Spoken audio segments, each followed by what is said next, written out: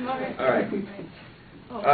Well, I listen to the news a lot. I don't know about you guys. I read a lot on the internet, and I'm assuming that most of you probably have computers and you guys go on the internet and you see a lot of stuff that's going on in the news. So how many of you guys have heard of WikiLeaks? Pretty much everybody's probably heard of WikiLeaks. Lately, WikiLeaks just dumped 500,000 pages of previously secret information from not just our government, but from other governments in the world as far as Russia, China, the UK. For example, one cable that was released from the United States, or actually from Israel to the United States government, was an ultimatum. Israel gave the U.S. an ultimatum that said either you take care of the Iranian nuclear problem or by 2010, or we're going to take care of it. A second example is a cable from the Saudi royal family telling the United States government that we should attack Iran because of the nuclear problem that they've got going on right now. So why is this a bad thing? Well, first, it's important for governments to have secure private dialogue. Secretary of State Hillary Clinton said, WikiLeaks' actions undermine U.S. foreign policy efforts and amounted to an attack on the international community, the alliances and partnerships, the conventions and negotiations that safeguard global security and advance economic prosperity. By releasing this secret information to our enemies, now these enemies have access to secret government documents. U.S. military officials have said that allowing enemies access to their strategic and operational documents creates a dangerous environment for all allied troops serving abroad. The U.S. State Department legal advisor Harold Koh wrote in a letter to WikiLeaks that the most recent document dump could at least place at risk lives of countless innocent individuals as well as ongoing military operations. Now, it's also been said that some of these documents that have been released are false or fake, been doctored.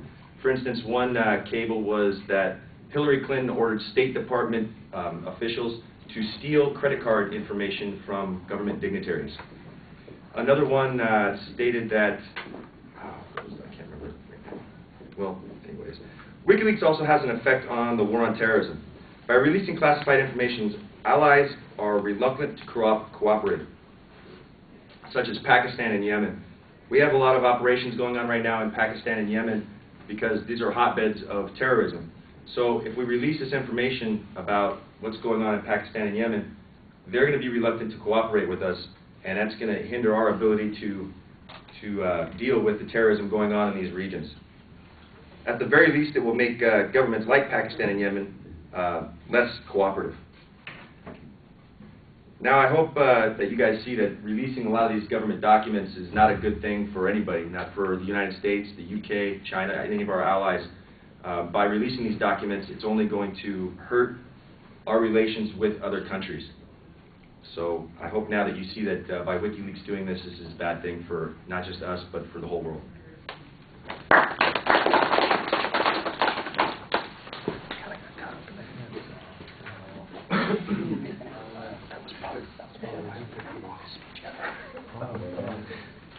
So Frankie, what did you think?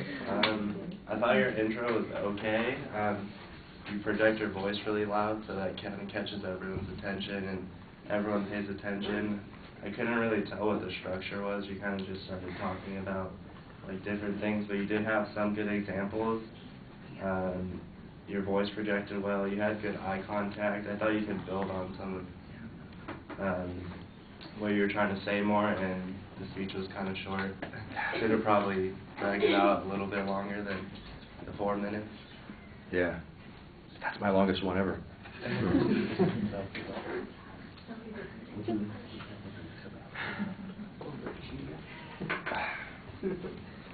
The over-under. Yeah, I got 329. Yeah, well, got to round one way or the other. But my speeches are getting longer. Well, I'll tell you what. The topic is current, and you have a pretty solid introduction of it. I like the quote that you had from the Secretary of State Hillary Clinton at the beginning to kind of set this up. I just need a stronger development of that argument. You mentioned, for instance, in the last part of the speech, the potential problems that we're going to have with a lack of cooperation with people in the war on terror. We need some explanation about why that's the case. Why is it going to be problematic for Pakistan or Yemen to cooperate with us in these situations? And if there's an example of a mission that they would support that would be embarrassing to them politically, internally, and that would be problematic, or if it's going to flame radical elements within their countries, that becomes an issue, that they have to have deniability on some things because it would violate their laws or their rules or something like that, but they want it done, and if it's going to become public, then they're never going to give us permission to do certain kinds of things. Even if they're just hypotheticals, that's better than just the kind of conclusionary statement that you have. So we need a little bit more. I thought in the first couple of minutes of the speech, hey, I've got some good citations here. I'm hearing some good arguments about this. This is getting going. But of course, that's all the speech is. It's like you ramped us up, and then okay, I'm done. And so we need a little bit more. The presentation stuff is not a problem for you. You've got a good voice. You look at the audience for the most part. You stand there confidently. So none of that is an issue. It's content. The material needs work and development, and I don't think that you're giving it the kind of work and development that it needs. All right. Thank you.